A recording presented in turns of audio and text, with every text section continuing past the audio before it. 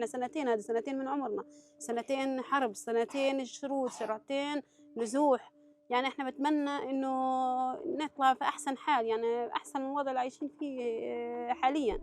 بتمنى إنه ولادنا يكبروا ويترعرعوا ويروحوا على ألعاب، يروحوا على مراجيح، يروحوا على مدارس. As a peace deal between Hamas and Israel hangs in the balance, the Gaza war is still raging into its third devastating year. The U.S. brokered agreement has called for the release of 48 Israeli hostages who are still inside of Gaza. Israel believes 20 of them to still be alive. Hamas has agreed to much of the deal with negotiations ongoing.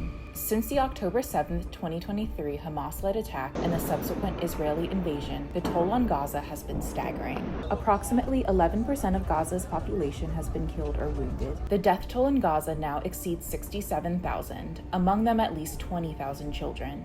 UNICEF estimates that Israeli attacks have killed or injured at least 50,000 children since the war began.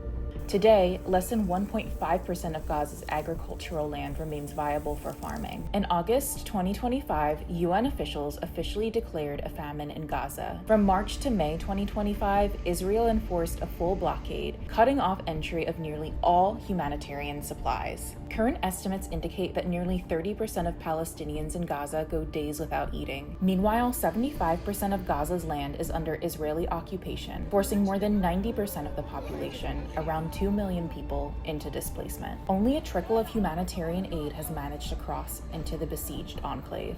The mounting scale of death, destruction, and deprivation has led many human rights organizations and international scholars to label Israel's actions a genocide, a statement that the Israeli government refutes. Yet, amid the devastation, international solidarity with Gaza continues to grow.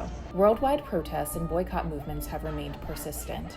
At the United Nations General Assembly, leaders such as Colombian President Gustavo Petro have demanded a ceasefire and justice for Palestinians. Civil society-led aid efforts, including the Global Samud Flotilla, have launched missions to deliver desperately needed relief by sea. Several countries have imposed sanctions on Israel and have taken formal steps towards recognizing Palestinian statehood. As the Israeli siege continues to tighten its grip on Gaza, the world watches closely on the latest peace efforts being undertaken in Egypt, while growing voices demand a permanent end to the war and an internationally recognized state for the Palestinian people.